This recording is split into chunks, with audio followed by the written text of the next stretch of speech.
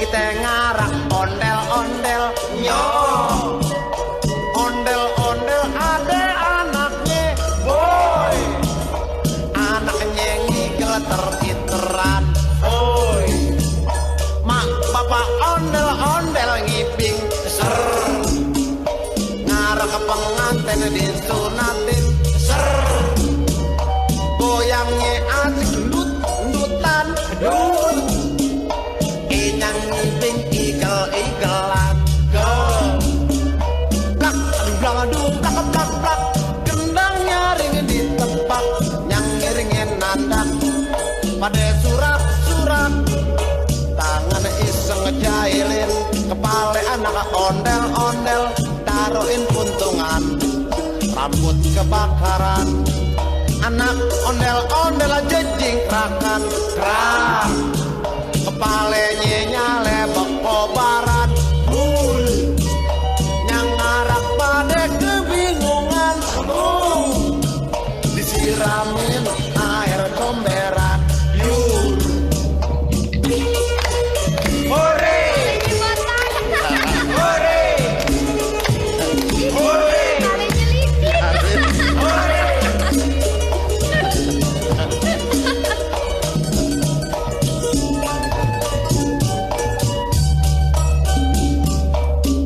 Dumplak plak plak, gendang nyaring ditepak, yang ngiringin nandak pada surak-surak, tangan iseng ngejailin kepala anak ondel-ondel, taruhin puntungan rambut kebakaran, anak ondel-ondel jejingkrakan gerak, kepalanya nyale kobaran bul, yang ngarah kepada kebingungan disiramin air comberan yur.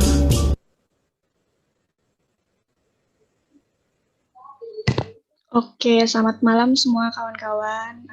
Kita kembali lagi di Jubaidah ke-23, Jumat bareng berfaedah pada malam hari ini bertemakan kekerasan seksual di dunia medis. Nah, biasanya kan kalau di dunia medis, tenaga medis itu biasanya apa sih namanya kasus-kasus kekerasan, kasus-kasus pelecehan seksual itu terkadang jarang di-up gitu kan. Banyak orang-orang yang memang tidak belum update karena memang kondisinya dari dunia medis itu seperti apa sih sebenarnya gitu kan. Padahal sudah banyak sebenarnya penelitian-penelitian, misalnya contoh dari Never OK Project mengenai kondisi kasus-kasus kekerasan seksual yang ada di dunia medis. Kemudian juga ada beberapa juga peneliti-peneliti dari misalnya dari Komnas Perempuan juga sempat berbicara mengenai kasus-kasus kekerasan seksual di dunia medis.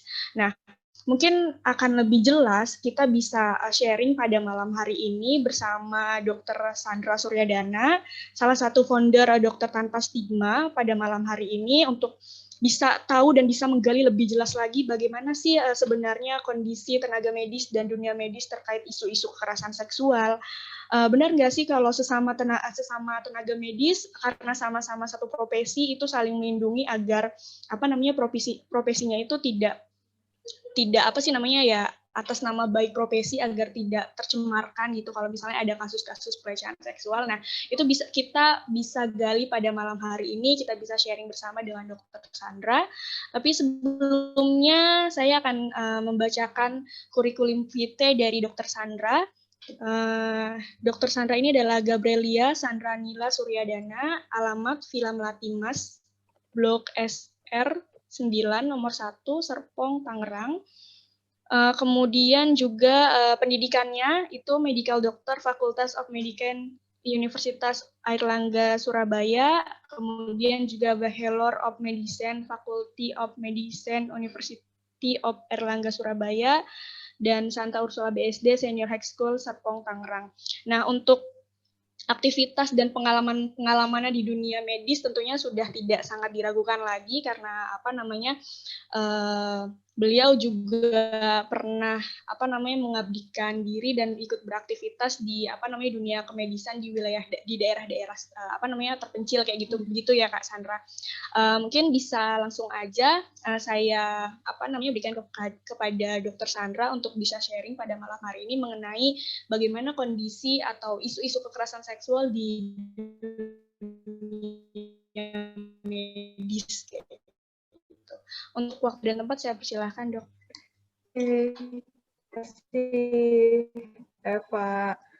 Dan terima kasih juga, sangat mengucapkan terima kasih dulu untuk teman-teman dari tim Jubaidah karena sudah berani ya mengangkat isu ini dan memberikan kesempatan juga buat saya mungkin setengahnya mewakili teman-teman tenaga medis untuk menyampaikanlah kegelisahan kita.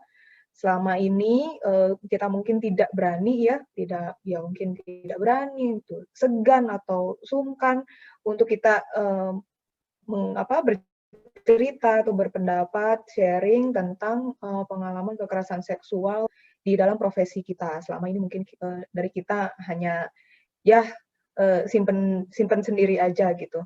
Jadi mudah-mudahan dengan adanya kegiatan Jubaidah pada malam hari ini, dengan topik ini bisa meningkatkan kesadaran untuk kita semua bahwa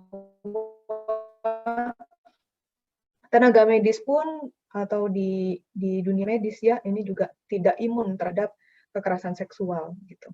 Nah mungkin sebelum saya mulai saya kayaknya perlu menyampaikan dulu bahwa apa yang saya sampaikan di sini malam hari ini sifatnya sharing ya. Jadi saya tidak pernah melakukan penelitian juga, saya tidak pernah mengumpulkan data-data soal kasusnya dan segala macam. Jadi sifatnya saya hanya menyampaikan apa yang selama ini saya amati berdasarkan pengalaman saya pendidikan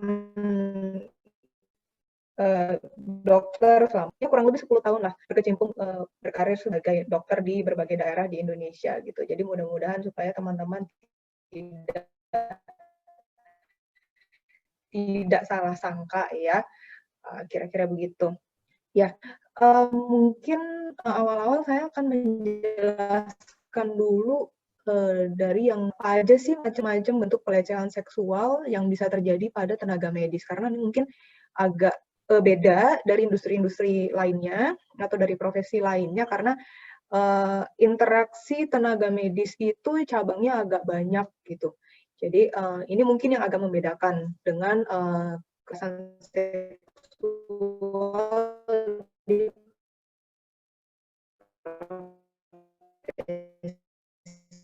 yang lainnya. Oke, boleh next slide-nya.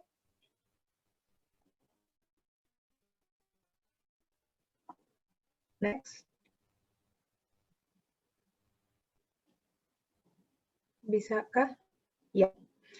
Jadi mungkin saya akan mengawali dengan bentuk pertama dari kekerasan seksual itu di dunia pendidikan medis dulu. Sebenarnya kalau di dunia pendidikan, kemahasiswaan itu kurang lebih sama ya. Jadi sama lah seperti kampus-kampus lainnya, universitas lainnya. Jadi istilahnya ya tetap aja kekerasan seksual atau pelecehan seksual dari senior atau dari dosen, terus kekerasan di dalam pacaran itu juga terjadi di kampus mahasiswa di fakultas kesehatan ya, kesehatan atau kedokteran atau di mahasiswa medis itu pun terjadi. Nah, mungkin yang agak sedikit berbeda adalah karena ada profesi tenaga medis itu yang menjalani pendidikan yang lebih, yaitu pendidikan profesi. Jadi bukan hanya berhenti di S1, tapi ada pendidikan profesinya. Jadi seperti dokter itu menjalani koas, itu kan pendidikan profesinya. Nah, begitu kita memasuki pendidikan profesi ini, nah ini dinamikanya yang mulai berbeda dibanding dengan kampus biasa pada saat kita masih mahasiswa S1. Karena dimulai dari pendidikan profesi ini, saya bisa bilang sangat kental senioritasnya. Atau mungkin bahasa lebih enaknya itu brotherhood ya, atau sisterhood ya, persaudaraan gitu. Itu mungkin bahasa lebih halusnya. Tetapi ya sebenarnya yang dalam faktanya di lapangan itu sebenarnya senioritas gitu. Jadi ada ada hierarki yang sangat panjang dan sangat berlapis di dunia pendidikan untuk dokter ya, yang bisa saya sharingkan untuk dokter. Jadi seperti misalkan gini, mulai dari koas ya. Jadi koas itu dianggap sebagai level yang paling bawah banget ya. Istilahnya tuh kayak biasanya tuh mungkin pada bilangnya kalau koas tuh udah kayak keset gitu loh. Jadi disuruh-suruh ini itu kerja yang susah-susah, yang berat-berat itu dikasih ke koas gitu. Nanti setelah koas, di atasnya koas hierarkinya itu ada residen. Residen itu yang mengambil dokter yang mengambil pendidikan spesialis. Nah, residen aja itu tuh urutannya tuh ada residen 1, tingkat 1, tingkat 2, tingkat 3, terus nanti setelahnya chief ya, chief itu yang udah mau lulus jadi spesialis gitu. Lalu setelah itu baru ada staff, terus konsultan, terus prof mungkin ya. Jadi kira-kira seperti itu. Hierarkinya itu sangat panjang dan sangat berlapis, dan tentunya dengan kondisi hierarki yang seperti ini, ditambah lagi sistem pendidikan profesi itu kalau ya mungkin kalau di Indonesia ya, sistemnya itu senior mengajari junior. Jadi istilahnya juniornya itu bisa sangat bergantung dengan seniornya. Jadi ada satu pihak yang posisinya sangat lemah banget nih dibanding dengan satu pihak yang lainnya gitu, dan itu berlapis. Jadi istilahnya kalau misalkan masih junior itu ya kayak nggak bisa ngapa-ngapain gitu, benar-benar harus ya nurut sama seniornya, karena itu akan berpengaruh pada nilaimu, kelulusanmu, terus nanti karirmu ya ke depannya. Pokoknya intinya dengan masa depanmu lah. Jadi dengan kondisi seperti itu kan jelas ada potensi yang sangat besar terjadi kekerasan di sini. Mungkin tidak hanya kekerasan seksual gitu. Nah, ini saya tulis di sini sebagai tanda kutip ada hutang budi gitu. Jadi selama pendidikan yang junior itu harus istilahnya ya tunduklah dengan yang senior demi kelulusannya, demi masa depannya lah ya, demi hidupnya gitu. Nanti setelah lulus ada istilah hutang budi ini gitu loh. Jadi mengingat kembali perjuangan waktu masih sekolah dulu, istilahnya lu tuh nggak bisa jadi dokter kayak sekarang tuh kalau bukan dari senior lo gitu. Nah, itu ada sistem yang seperti itu di dalam dunia pendidikan dokter ya. Lalu yang kedua, boleh slide-nya. Jadi yang kedua, saya menggambarkan satu bentuk lagi relasi antar tenaga medis itu dengan sesama sejawat. Jadi misalkan antar dokter dengan dokter, perawat dengan perawat, bidan dengan bidan gitu ya, fisioterapis dengan fisioterapis gitu. Pokoknya dengan sesamanya gitu. Kalau di sama dokter ya, kalau bisa saya sharingkan ya, itu di Indonesia ini sangat-sangat terasa kental itu feodalismenya. Jadi sebenarnya ada seakan-akan tuh peraturan yang tidak tertulis tentang daerah-daerah kekuasaan tempat kerja. Jadi misalnya daerah ini tuh hanya dimonopoli dan didominasi oleh lulusan dari universitas tertentu aja gitu. Jadi anak dari universitas lain gitu tuh sangat kecil kemungkinannya bisa bekerja di daerah itu. Atau kalau misalkan bisa ya dapatnya cuma di pinggir-pinggir gitu. Dan di rumah sakit besar atau di yang kota-kota besar gitu, itu biasanya didominasi sama yang senior-senior, yang junior-junior yang baru lulus, ya minggir, cari di tempat kerja yang lebih kecil-kecil gitu. Itu memang sudah terjadi dari lama, ya seperti itu ya sistemnya gitu. Sampai sekarang seperti itu. Nah, jadi istilahnya apa ya? Harus sangat-sangat menjunjung lah senior. Istilahnya kalau misalkan kita junior baru lulus nih, terus baru mau mulai kerja gitu ya, ya kita harus sowan dulu gitu ke yang seniornya di situ siapa gitu. Terus ya kira-kira semacam itu gitu. Nah, itu kalau dari sistem ya. Masih slide-nya masih yang sebelumnya dulu ya. Itu dari sistem. Nah, kalau misalkan dalam lingkup yang lebih kecil, misalkan dari interaksi kerja di salah satu tempat kerja gitu ya, itu juga sangat-sangat potensial sebenarnya. Karena mungkin tidak banyak orang yang tahu kalau misalkan tenaga medis itu kan kerjanya kan banyak yang shift-shiftan ya. Nah, biasanya kalau misalkan di shift malam itu banyak sekali situasi saya temukan itu tidak dilengkapi dengan fasilitas yang memadai lah untuk tenaga medisnya gitu. Jadi misalkan shift malam gitu ya, kalau shift malam itu kan padahal campur ya, ya dokter, perawat, bidan semua itu kan ikut shift malam gitu. Tapi misalkan tempat istirahatnya hanya disediakan satu, padahal perawatnya yang jaga di situ ya ada laki ada perempuan gitu. Ya kira-kira semacam itu gitu. Dan mungkin teman-teman juga bisa membayangkan bahwa kalau misalkan shift malam itu ya suasana juga tidak serame kalau pagi atau siang, sore gitu kan. Dan itu kan jadi dengan situasi kerja yang seperti itu menurut saya sih besar untuk potensi terjadi kekerasan seksual antar rekan sekerja gitu ya. Lalu berikutnya, nah ini yang menurut saya agak unik lagi kalau di dalam profesi medis itu interaksi antar beberapa tenaga medisnya. Jadi antara dokter dengan perawat, dengan bidan, dengan fisioterapis dan lain-lain. Jadi interaksi antar tenaga medisnya itu. Nah, sebenarnya masih sampai saat ini juga bukan hanya di tenaga medis tapi di masyarakat juga ya, masih menganggap bahwa ada salah satu profesi tenaga medis yang posisinya itu lebih tinggi. Biasanya yang dianggap lebih tinggi itu dokter. Jadi dianggap bahwa dokter itu jabatannya itu lebih tinggi dibanding tenaga medis yang lainnya.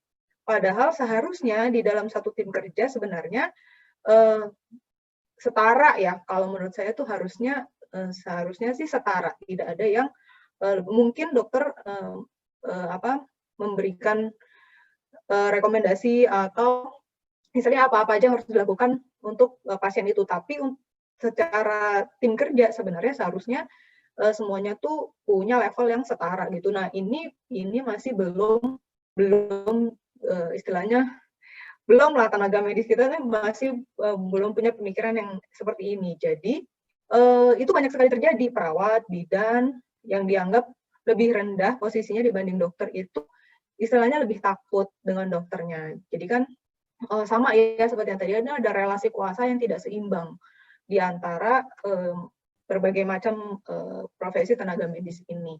Nah, mungkin juga perlu untuk saya informasikan ya, sebenarnya ada perbandingan gender yang masih belum seimbang di antara profesi-profesi ini. Jadi misalkan kayak bidan di Indonesia itu 100% perempuan.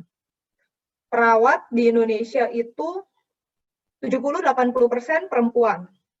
Tapi kalau dokter kurang lebih 50-50.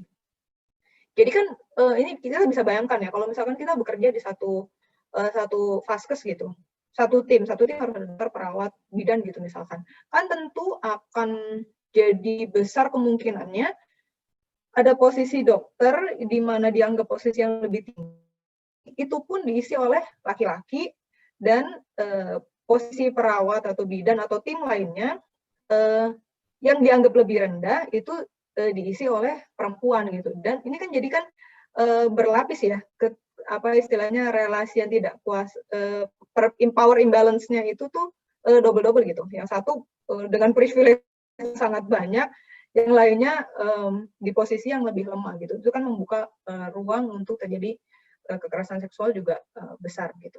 Oke, next. Lalu selanjutnya antara tenaga medis sama pasien. Nah, ini mungkin saya perlu berusaha untuk menyadarkan masyarakat ya, karena biasanya yang ada di media itu kan lebih banyak yang ditonjolkan kasusnya kalau tenaga medis yang melakukan pelecehan ke pasien. Tapi kalau misalkan pasien yang melakukan pelecehan ke tenaga medis hampir tidak ada. Mungkin teman-teman boleh cari dalam 1 tahun terakhir atau 2 tahun atau mungkin 10 tahun terakhir, berapa banyak yang masuk di media pelecehan dari pasien ke tenaga medis? Mungkin hampir nggak ada gitu, karena tidak banyak yang mau melapor, tidak banyak yang mau berani apa ya istilahnya membesarkan kasus ini sampai masuk ke media gitu. Jadi mungkin banyak yang tidak tahu bahwa sebenarnya relasi antara tenaga medis dengan pasien ini unik karena tidak selamanya tenaga medis itu ada di posisi yang power. Banyak sekali situasi-situasi di mana pasien juga memiliki power yang cukup besar sebenarnya. Jadi kalau menurut saya kemungkinannya tuh sama. Dari tenaga medis bisa melecehkan pasien, pasien pun bisa melecehkan tenaga medis dengan kemungkinan yang sama besarnya gitu. Mungkin yang di pikiran masyarakat selama ini merasanya pasien yang lebih rentan karena kan misalkan diperiksa sama dokter atau bidan gitu, itu kan di ruangan yang tertutup gitu kan. Terus ada saat-saatnya pasien harus membuka baju misalkan, terus nanti dokternya akan harus memegang tubuh pasien gitu kan, bahkan sampai di area-area privat gitu. Mungkin situasi-situasi itu yang dianggap oleh pasien itu posisi di mana pasien itu rentan. Tapi kita juga sebenarnya tidak bisa lupa ya, karena tenaga medis itu sudah dibekali dengan pendidikan etik. Kita untuk menjalankan profesi ini kita ada sumpahnya, dan sumpahnya itu tertulis jelas. Sumpahnya itu bahwa saya akan menjalankan tugas saya dengan terhormat dan bersusila. Jadi kita pun terikat dengan sumpah itu. Dan kita juga ada lembaga profesi. Lembaga profesi itu ID ya, dan di ID itu ada satu bagian yang namanya komite etik. Itu untuk selalu memantau kegiatan profesi dari semua dokter di seluruh Indonesia gitu. Jadi meskipun terlihat seperti tenaga medis itu mempunyai power yang lebih besar dibanding pasien, tapi ada kontrol-kontrol ini dari sisi tenaga medisnya. Sementara kalau dari sisi pasien kan malah nggak ada kontrolnya nih, istilahnya kan ya masyarakat kita juga nggak pernah diberi pendidikan supaya mereka tidak melakukan pelecehan kan, dan istilahnya kan tidak ada yang bisa mengontrol pasien untuk tidak melakukan pelecehan ke tenaga medisnya gitu. Paling ya yang bisa mengontrol masyarakat itu istilahnya tenaga medis itu cukup terlindungi dengan rasa segan dari pasien. Itu banyak pasien yang masih punya rasa hormat yang begitu besar dengan tenaga medis. Jadi mungkin mereka tidak itu yang membuat mereka jadi ya nggak berani macam-macam lah istilahnya sama tenaga medis karena rasa hormat itu. Tapi kan hanya itu gitu. Dan mungkin perlu saya tambahkan juga sebenarnya ini juga dipengaruhi sama istilahnya apa ya, citra yang digambarkan oleh media terhadap tenaga medis itu juga kadang bikin gregetan juga ya. Jadi biasanya tuh kayak kalau pesta-pesta selebritis gitu, terus nanti mereka pakai kostum-kostum perawat yang seksi-seksi gitu. Jadi seakan-akan memberikan kesan bahwa profesi ini ya profesi yang sensual gitu, profesi yang ada nuansa seksualnya gitu. Atau mungkin kalau teman-teman misalkan bercanda gitu, atau ngomong juga kadang-kadang kan ada yang pakai istilah main dokter-dokteran. Nah, dengan main dokter-dokteran juga semua orang pasti langsung pikirannya langsung ke arah yang seksual gitu. Jadi ada apa ya istilahnya, kesan-kesan yang beredar di masyarakat itu seperti itu terhadap tenaga medis. Tentu ini kan juga akan mempengaruhi sikap-sikap masyarakat dan pasien terhadap tenaga medis gitu. Lalu selanjutnya antara tenaga medis dengan masyarakat. Ini karena ini saya masukkan juga karena sebenarnya tenaga medis juga banyak berinteraksi dengan masyarakat, terutama tenaga medis yang bekerja di area-area terpencil. Kalau di kota besar mungkin nggak terlalu ya, tapi kalau di area terpencil, medis itu sangat erat dengan masyarakat. Nah, ini saya merasa perlu disampaikan karena sangat-sangat perlu mendapatkan perhatian, karena justru tenaga medis yang di daerah ini yang jarang mendapatkan perhatian. Jadi, contohnya ya, biasanya itu kalau misalkan di pelosok itu, semakin pelosok itu tenaga medisnya semakin dikit. Jadi misalkan di tengah hutan banget gitu, kadang cuma ditempatkan itu satu bidan aja untuk dia jaga pustu dan melayani masyarakat di satu desa itu gitu. Nah itu biasanya tuh ya rumah dinasnya itu udah bentuknya ya mungkin saya nilai nggak layak ya. Pintunya tuh kadang nggak bisa dikunci atau jendelanya ada yang udah pecah gitu. Jadi kadang mereka cuma tutup pakai kertas kado apa gitu. Nah, itu kan hal-hal semacam itu yang tidak diperhatikan, kesejahteraan dari tenaga medis itu kan juga sebenarnya membahayakan loh untuk tenaga medis ya. Artinya tenaga medis tidak punya perlindungan yang memadai gitu untuk mereka bisa bekerja melayani masyarakat di daerah. Karena misalkan kayak di tengah hutan gitu dengan kondisi rumah seperti itu. Kalau terjadi apa-apa dengan bidan yang ada di situ, dia mau teriak juga mungkin nggak ada yang bisa bantu karena jarak rumahnya berjauhan gitu kan, dan itu di tengah-tengah hutan. Padahal pekerjaan dari tenaga medisnya bisa jadi aja tengah-tengah malam dia akan dipanggil untuk ada yang mau lahiran gitu. Jadi dia harus keluar rumah, dia jalan di tempat yang begitu gelap gitu ya. Kita nggak ada yang menemani gitu. Itu kan situasi-situasi yang membuka ruang ya untuk terjadi kekerasan seksual gitu. Lalu yang terakhir, ini yang terbaru banget, di era-era teknologi dan disrupsi semacam ini tidak banyak diketahui oleh masyarakat, belum banyak diketahui, yaitu kekerasan seksual online terhadap tenaga medis. Karena sekarang sudah mulai marak kan, apalagi di masa pandemi ini. Jadi berkembang bisnis telekonsultasi atau telemedicine. Nah, industri telemedicine ini masih sangat-sangat baru sekali. Jadi sebenarnya di antara kita sendiri, di lembaga profesi sendiri masih belum punya aturan yang ajak, standar-standar etika untuk konsultasi online. Jadi belum ada aturannya. Nah, ini yang agak riskan untuk tenaga medis sebenarnya. Karena lebih mengerikan kalau misalkan di online itu, kalau pasien itu kan mereka jadi anonim ya. Kita jadi nggak tahu dan kita nggak bisa ngelihat pasiennya langsung. Kadang kan via chat gitu, bukan video call. Jadi kita tidak bisa lihat wajahnya, kita nggak tahu apakah itu identitas dia yang sebenarnya atau tidak.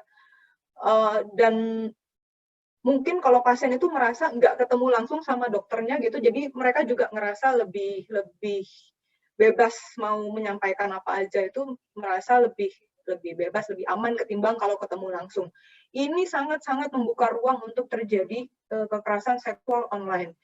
Kalau di layanan telekonsultasi mungkin saya bisa bilang terjadi hampir setiap hari pelecehan seksual terhadap dokter-dokter yang melayani di telemedicine begini. Dan belum bisa dilakukan apa-apa kalau selama ini ya, karena yaitu aturan dan standarnya juga masih belum jelas untuk perlindungan dari tenaga medis yang melayani di telekonsultasi itu. Lalu selanjutnya, nah jadi mungkin saya bisa bilang bahwa kekerasan seksual yang terjadi pada tenaga medis itu sangat dinormalisasi kalau menurut saya pribadi ya, baik yang terjadi dari pasien atau masyarakat tenaga medis atau antar sesama tenaga medis. Karena kita tuh kalau tenaga medis itu kalau diperlakukan seperti itu oleh pasien, biasanya kita hanya yang waras ngalah. Kita akhirnya pakai prinsip itu, yang waras ngalah gitu istilahnya. Ya kita anggaplah mereka tuh orang yang lagi sakit, kita menganggap ya kita lah yang pendidikannya itu lebih tinggi gitu ya, jadi udah ngalah. Jadi biasanya itu seperti itu. Atau kalau misalkan terjadi antar sejawat gitu ya, terus dan yang melakukan itu lebih senior gitu ya, kita paling bisa cuma bisa bilang ya itu dokter itu biasalah dia memang kayak gitu, prof itu udah dari dulu emang udah kayak gitu dia, udahlah nggak apa-apa. Tapi dia nggak jahat kok, dia nggak ada niat, dia nggak ada niat yang jelek gimana, dia baik kok sebenarnya. Biasanya seperti itu. Nah, tapi kalau seandainya terjadi dari tenaga medis ke pasien, itu tekanannya lebih besar gitu. Itu lebih banyak di blow up, diekspos oleh media gitu. Jadi makanya saya sering menganggap media ini agak-agak bias kalau misalkan memberitakan persoalan-persoalan seperti ini. Ditambah lagi kalau media itu memberitakan itu kadang ditambahin embel-embel misalkan perawat cantik gitu ya, bidan cantik gitu. Jadi seakan-akan tuh misalnya dengan tambahan kata-kata cantik, terus sering kerja keluar malam gitu, seakan-akan tuh membenarkan boleh terjadi pelecehan seksual terhadap tenaga medis gitu, padahal kan itu tidak ada hubungannya. Dan memang tugas tenaga medis banyak, harus kerja keluar malam gitu ya. Nah, siapa yang bisa berperan di sini? Mungkin seharusnya saksi bisa berperan ya, tapi kembali lagi ke bagaimana posisi si saksi itu dalam level hierarki dan powernya itu gitu. Jadi kalau misalkan sesama koas, saksinya teman koas juga gitu, pelakunya si prof gitu ya saksi sama aja jadi nggak bisa berperan karena sama-sama ada di power yang lemah juga gitu. Atau misalkan seorang dokter gitu istilahnya apa, dapat kekerasan seksual dari pasien gitu ya. Nah, tapi terus ada saksinya gitu, misalkan perawat yang menemani dokternya di situ gitu. Tapi terus sama-sama tahu bahwa pasiennya ini istilahnya orang yang agak berkuasa gitu ya. Ya pejabat apalah gitu ya. Tentu kan tidak bisa juga melakukan apa-apa gitu. Jadi saya masih agak-agak ragu dengan peran saksi di sini ya. Tapi kalau seandainya yang terjadi sebaliknya, dari tenaga medis ke pasien, sebenarnya peran saksi cukup bisa kalau menurut saya. Karena yaitu tadi, kita punya lembaga profesi dan ada komite etik. Terutama kalau misalkan di fasilitas kesehatan yang cukup besar ya. Di rumah sakit besar atau puskesmas besar itu pasti itu ada komite etiknya. Jadi itu silahkan pasien atau saksi melaporkan tindakan-tindakan yang pelanggaran yang dilakukan oleh tenaga medis ini ke instansi itu gitu, atau ke komite etik itu gitu nih. Kalau misalkan secara online saya udah tambahkan di sini ya, bisa ke pengaduan ini nih, MKEKID. Itu Majelis Komite Etik Kedokteran, ID ya. Jadi mungkin boleh juga dicatat untuk teman-teman kalau untuk melaporkan seorang tenaga medis bisa melalui link ini, pengaduan online ya. Saya sih sendiri juga masih belum mencoba ya apakah cukup baik layanannya lewat ini, tapi ada mitigasinya kalau terjadi kekerasan seksual dari tenaga medis ke pasien. Tapi kalau sebaliknya belum ada. Apalagi kalau misalkan di negara kita ya kita bisa tahu sendiri bahwa perlindungan hukumnya sama sekali belum ada gitu. RUU PKS kita masih ngambang banget. Jadi kalau misalkan terjadi kekerasan seksual dari pasien atau masyarakat atau yang lainnya ke tenaga medis gitu atau antar sesama tenaga medis ya mungkin tidak bisa dilakukan apa-apa juga, mau dilaporkan untuk apa gitu, tidak dimasukkan sebagai definisi tindakan kriminal itu. Belum kalau di negara kita belum didefinisikan sebagai tindakan kriminal. Kira-kira seperti itu. Ya, rasanya udah ya. Ya, itu dia. Oke, terima kasih. Terima kasih banyak Dokter Sandra, cukup menarik, sangat menarik, bukan cukup lagi tapi sangat menarik karena lagi-lagi hari ini yaitu tadi, maksudnya media yang kurang meng-up kasus-kasus kekerasan seksual yang ada di dunia medis, kemudian juga bahkan di ranah dunia medisnya sendiri, misalnya kayak tenaga medisnya sendiri juga masih kurang berani gitu kan dalam mengutarakan lagi terjadi kekerasan seksual nih, atau misalnya dirinya sendiri juga menjadi korban gitu kan, dan itu juga yang cukup aku rasakan gitu ketika aku menjadi seorang bidan gitu loh Kak. Nah, kemudian mungkin sebelum ada aku lemparkan pertanyaan ke teman-teman di dalam Zoom ini, aku juga ada sedikit pertanyaan dokter terkait tadi kan dokter juga sempat mengatakan bahwa ada ID gitu kan, dan di ID sendiri itu juga ada kode etik dan lain-lain. Nah, kemarin juga aku sempat ikut rapat IBI gitu kan, Profesi Bidan Indonesia, di mana di IBI sendiri ini sudah cukup mulai aware nih terkait kasus kekerasan seksual nih Kak. Jadi dia akan ketua IBI-nya itu menyarankan untuk untuk membuat SOP penanganan kasus kekerasan seksual gitu. Karena memang melihat sekarang nih banyak juga maksudnya lembaga-lembaga, kemudian juga NGO yang memang meng-up juga kasus kekerasan seksual yang terjadi di tenaga medis gitu. Nah, kalau untuk di ID sendiri itu ada nggak sih dok gitu? Atau misalnya ada rencana-rencana atau misalnya dari obrolan-obrolan gitu terkait SOP penanganan kasus kekerasan seksual gitu, dikhususkan untuk itu gitu? So far yang saya tahu ya, tapi mungkin saya juga nggak terlalu banyak terlibat dan ikut aktif di tempat sini ya, di Jakarta sini atau di Banten sini. Tapi yang kalau untuk pelecehan seksual atau kekerasan seksual pada tenaga medis, saya nilai masih belum dan masih jauh sekali sebenarnya. Memang selalu yang lebih ditekankan adalah kalau pelanggaran-pelanggaran itu dilakukan oleh tenaga medisnya. Yang terbaru ini mulai agak ada gerakan dari ID itu baru yang terkait bullying di pendidikan medis, karena memang belum lama ini kan baru aja ada kejadian ya yang memakan korban, jadi itu agak memicu sedikit lah di kemarin ada diadakan meeting yang disiarkan juga online gitu ya.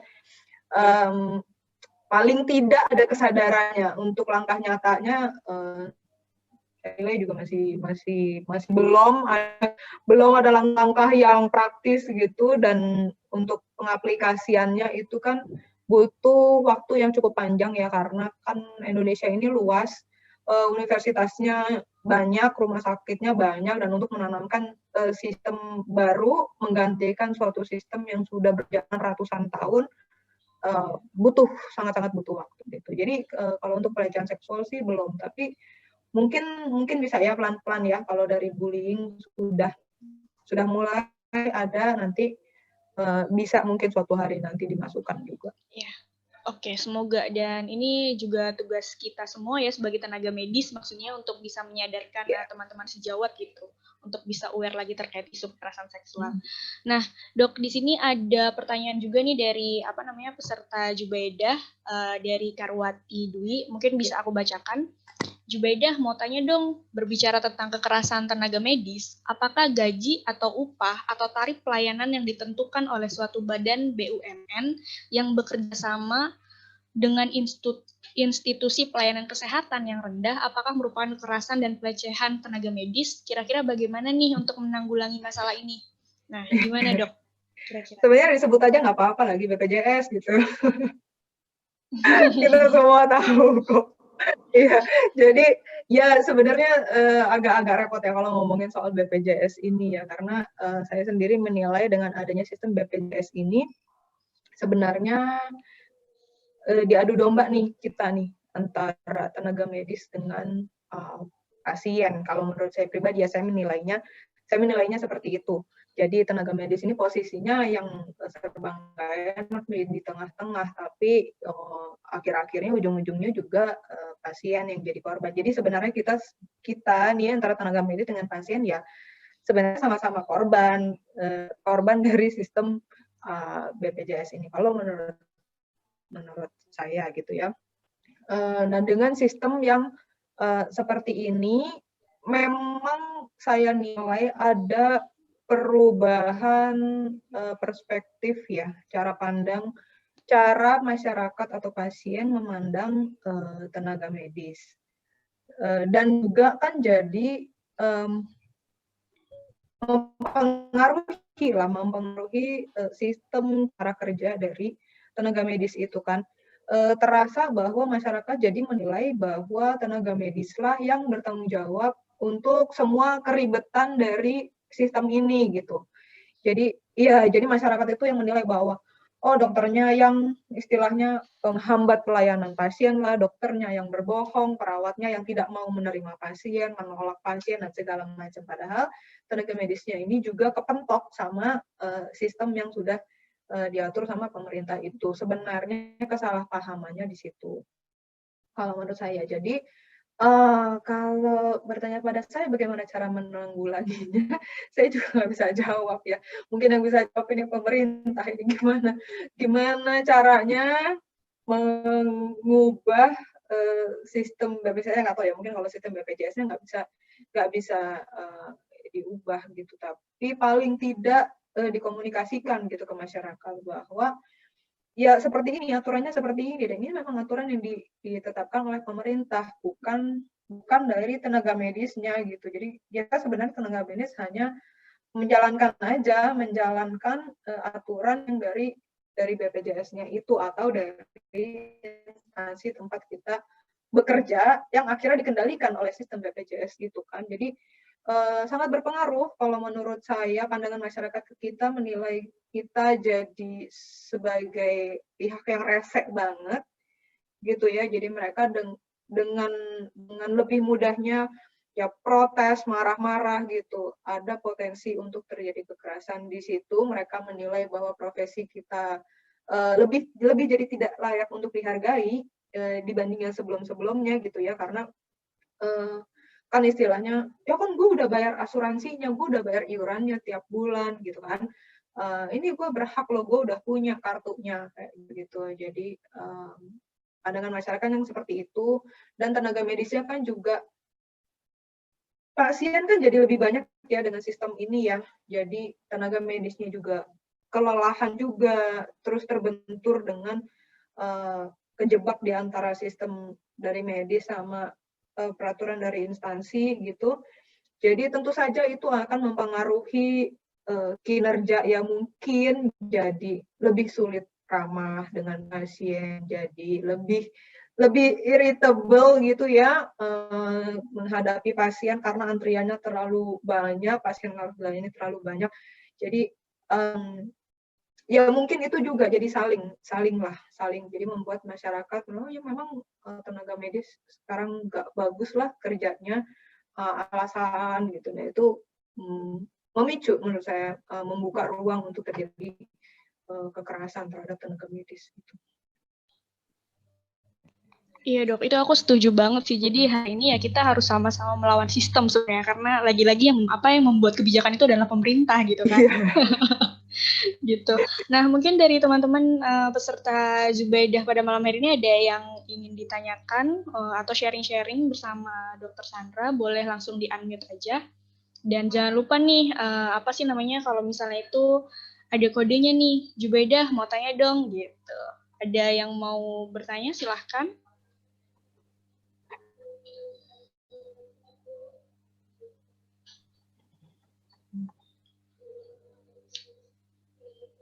Oke, kalau belum ada. Eva, suaranya nggak kedengeran. Nah dok, sambil nunggu peserta yang ingin bertanya gitu, mungkin kita bisa coba ngobrol lagi. Aku juga di sini melihat sangat menarik nih kekerasan seksual online yang juga dialami oleh tenaga medis gitu ternyata. Dan ini juga aku baru dengar gitu loh Kak, ternyata ada gitu kan. Karena yang aku tahu ya kalau kasus pelecehan atau kekerasan yang secara offline ya banyak gitu, ada sebenarnya gitu kan. Nah, ini tuh biasanya tuh maksudnya contoh kasusnya itu yang seperti apa sih Kak gitu kan, mungkin bisa di-sharingkan gitu kalau misalnya itu. Iya, jadi sebenarnya bukan cuma kamu aja yang kaget Eva, saya lebih kaget lagi. Karena selama 10 tahun saya berkarir sebagai dokter ya, dan saya tuh bukan cuma kerja di satu tempat aja loh, saya kerja tuh pindah-pindah. 10 tahun itu saya pindah kerja tuh 7 kali ya, di 7 provinsi yang berbeda. Jadi selama 10 tahun itu tuh rasanya mungkin perasaan saya tidak nyaman ya, ada tindakan yang mengarah ke pelecehan itu mungkin saya hanya bisa hitung jari ya, 1-2 kali gila, dan itu bisa diatasi gitu. Tidak sesuatu yang signifikan banget gitu, yang wah luar biasa gitu, tidak juga gitu. Tapi cukup membuat saya tidak nyaman selama 10 tahun loh. Tapi kemudian saya masuk di industri telekonsultasi, itu sehari-hari terjadi. Jadi ya nggak tahu ya, pasien dengan username yang namanya aja udah aneh gitu, terus dia bisa masuk. Apalagi karena sekarang ini kan untuk meraih pasien itu kan masih banyak digratiskan ya. Jadi boleh masuk aja gitu sembarangan, keluar duit gitu. Mereka datang masuk itu udah dengan mengirimkan foto gambar penis gitu, misalkan. Dan itu terjadi tidak hanya ke dokter yang perempuan saja. Statistiknya sama kalau saya lihat yang selama ini terjadi, antara ke dokter laki-laki dengan ke dokter perempuan. Tiba-tiba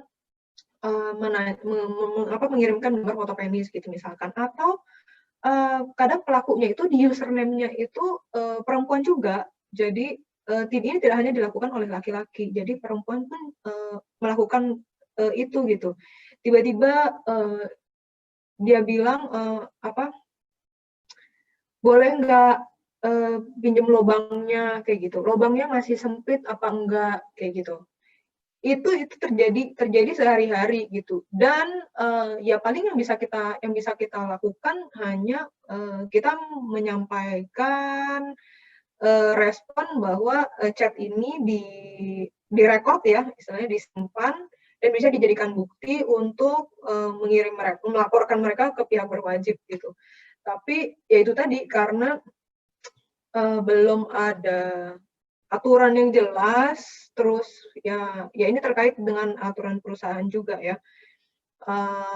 Jadi mungkin tidak ada ketegasan dari perusahaannya juga. Jadi ya selama ini masih begitu-begitu aja gitu. So far dari sekian banyak username yang melakukan itu, yang sudah di-ban baru 3 user gitu. Dan sebenarnya agak sulit kalau memaksa perusahaan untuk ban user itu, karena kan itu berarti mereka kehilangan klien ya. Jadi perusahaan kan juga pasti tidak menginginkan hal itu terjadi gitu. Jadi ya selama ini ya masih begitu-begitu aja, terjadi aja setiap hari, dan kita hanya menyampaikan respon yang seperti itu gitu, bahwa kita bisa melaporkan ini ada UU ITE, tapi ya cuma itu aja. Pasien akan quit, nanti besok mereka bisa masuk lagi dengan username yang beda. Aku kaget sih sumpah. Ya maksudnya gimana ya, kita sebagai maksudnya tenaga medis kemudian juga harus menerima kekerasan atau pelecehan seksual gitu kan, itu sangat-sangat beban juga sih ya Kak ya.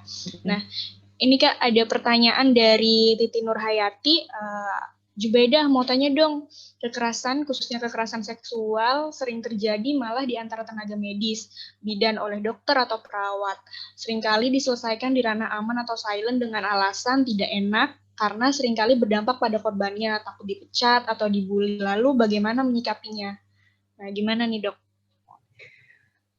Kalau usul dari saya sih ya RUU PKS ya, mau gimana lagi, karena ya memang situasinya seperti itu. Kalau antar sesama sejawat itu kesulitannya adalah itu gitu ya. Ya mungkin kita yang nggak enak ya sesama sejawat, sesama rekan sekerja gitu. Apalagi kalau misalkan dia agak atas lah gitu jabatannya gitu, dan kita juga memikirkan nasib kita sendiri juga kan. Istilahnya biasanya tuh korban yang malah ngerasa nanti disalahkan gitu loh. Jadi kayak di victim blaming. Oh iya aja kalian kan jaga malam berdua gitu, ya kan? Ngapain aja jaga malam cuma berdua kalau pas nggak ada pasien gitu, istilahnya kan. Jadi justru korbannya yang disalahkan gitu. Jadi dan sebenarnya memang agak kesulitan ya. Syukur-syukur kalau misalkan instansi tempat kalian bekerja itu punya SOP yang jelas untuk melindungi pegawainya dari pelaku-pelaku yang seperti ini. Jadi kalau misalkan instansinya udah cukup baik, biasanya kan boleh untuk melaporkan secara anonim gitu kan. Lalu nanti kan ya pasti akan dipantau juga gitu tindak tanduk dari si pelaku ini, dan kalau memang ada terbukti lagi bukti yang benar-benar sudah nyata di depan matanya si komite etik ini yang biasanya ada di instansi tempat kita kerja, ya mudah-mudahan sih akan dipecat ya, dan ya nanti dia gimana lah, dia akan cari kerjaan lagi di tempat lain. Tapi saya sih menilai masih sangat-sangat jarang sekali seperti ini.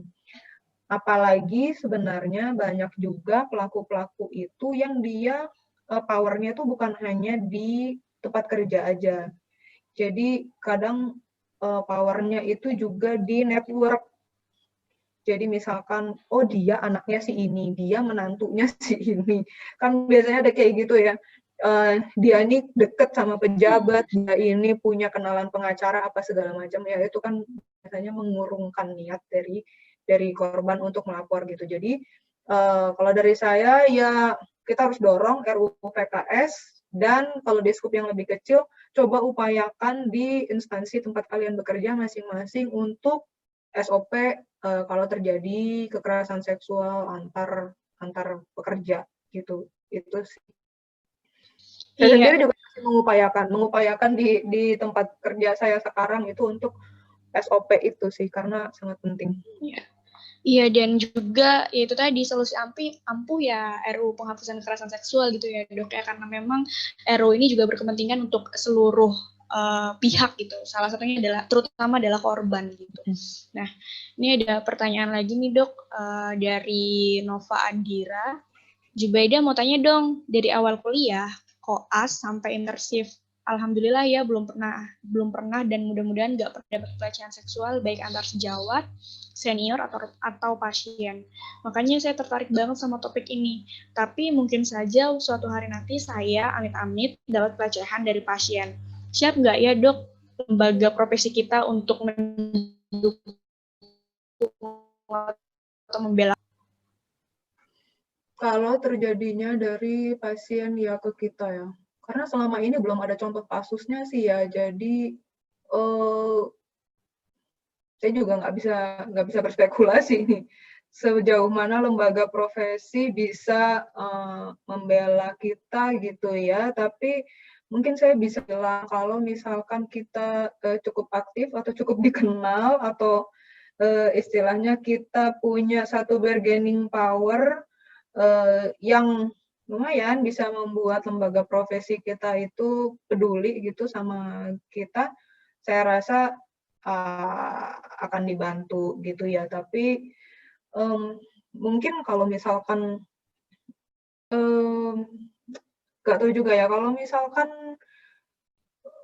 kita mungkin nggak terlalu aktif atau justru kita nggak terdaftar atau bayar iuran telat-telat gitu, mungkin bisa jadi juga alasan untuk lembaga profesi ya cuek-cuek aja gitu. Kalau misalkan kasusnya nggak terlalu gede-gede banget, nggak terdengar di lembaga profesi, ya susah juga gitu kan. Atau ya mungkin lembaga profesi juga lihat-lihat juga ya yang melakukan itu siapa gitu. Kalau misalkan orang penting juga ya repot juga gitu. Jadi saya sih tidak berani berasumsi dan berspekulasi juga, tapi ya mudah-mudahan lembaga profesi kita mau lah membela kita, karena mungkin kalau misalkan ngambil contoh dari kasus yang waktu itu perawat di Surabaya yang dituduh melakukan pelecehan terhadap pasien gitu, itu kan ada pembelaan waktu itu dari PPNI.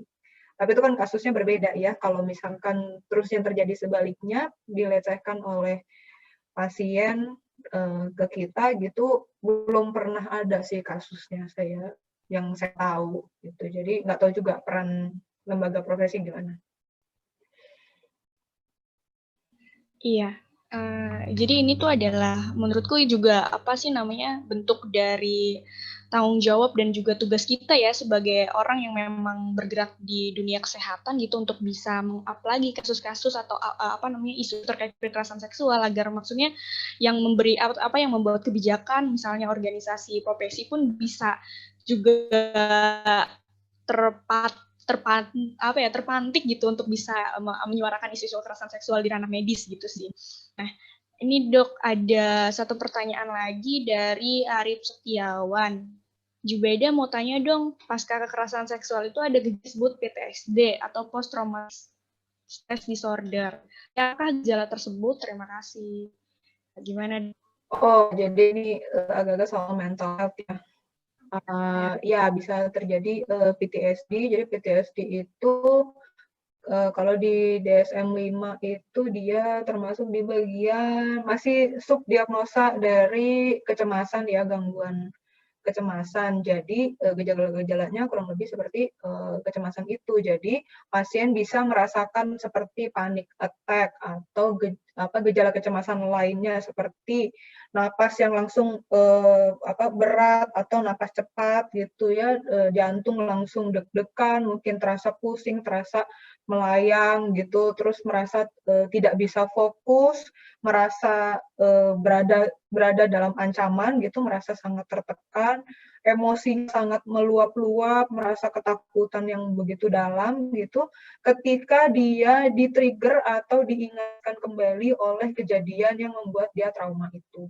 Jadi PTSD itu seperti itu sebenarnya. Gejalanya seperti kecemasan, tetapi dia itu ada triggernya, dan triggernya itu bisa bukan berarti harus misalnya ngelihat pelaku lagi gitu, atau berada di situasi yang sama seperti kejadian pada waktu itu, tidak juga. Jadi memori-memori apapun yang bisa direlasikan atau diasosiasikan dengan kejadian itu bisa men-trigger memori trauma itu lagi, dan itu akan memicu gejala-gejala kecemasannya bisa keluar gitu. Jadi mungkin dia cuma sekedar mencium gitu ya, mencium aroma yang mirip dengan pelaku, atau mencium bau yang mungkin bau itu adalah bau ruangan, bau pengharum ruangan pada saat kejadian itu terjadi. Mungkin itu bisa langsung men-trigger dia lagi dan mengeluarkan gejala itu, langsung deg-degan, langsung napasnya kayak susah gitu ya, kayak sesak napas gitu, terus dia langsung keringat dingin mungkin, terus pucat, terus tangannya dingin semua, dia rasa udah lemes, mau pingsan, dan seperti itu. Sangat bisa terjadi. Oke, terima kasih banyak Dok. Karena waktu kita cuma 1 jam untuk Jubaida gitu kan, mungkin kita bisa cukupkan saja. Jadi teman-teman yang ingin bertanya lebih lanjut mengenai isu kekerasan dalam dunia medis bisa juga follow Dokter Tanpa Stigma. Di situ juga banyak informasi-informasi terkait isu-isu medis dan juga isu kekerasan seksual tentunya. Saya akan sebagai moderator akan sedikit menyimpulkan hasil diskusi dan sharing kita pada Jubaidah malam hari ini, di mana bahwasannya ternyata ada gitu dan nyata gitu terkait kasus kekerasan seksual dan pelecehan seksual di dunia medis, dan juga beragam, dan juga secara kultur itu juga sangat sangat berbeda dan juga penuh tantangan gitu, karena memang dari segi sesama petugas medis, kemudian juga yang melakukan sebagai pelaku juga bisa sebagai sebagai pasien kayak gitu, dan cukup complicated gitu kan, terlebih juga dari segi kebijakan-kebijakan yang juga belum bisa berpihak kepada korban kekerasan, kemudian juga dari segi organisasi profesinya juga masih belum terlalu aware terkait isu kekerasan seksual ini, dan ini menjadi tanggung jawab yang besar untuk menurutku ini bagian dari tugas-tugas kita gitu yang ada di dunia medis gitu, yang memang menjadi petugas medis yang paham dan aware terkait isu kekerasan seksual. Itu saja mungkin teman-teman, dan terima kasih banyak Dr. Sandra atas waktunya.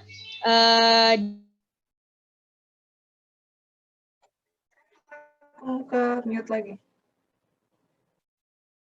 Eva ke mute lagi. Oke, terima kasih banyak Dr. Sandra, terima kasih banyak juga kepada para peserta Jubaidah pada malam hari ini. Nantikan Jubaidah selanjutnya dengan tema-tema yang gak kalah menariknya kayak gitu. Terima kasih banyak, mungkin saya cukupkan. Selamat malam, sehat-sehat semuanya. Terima kasih semua.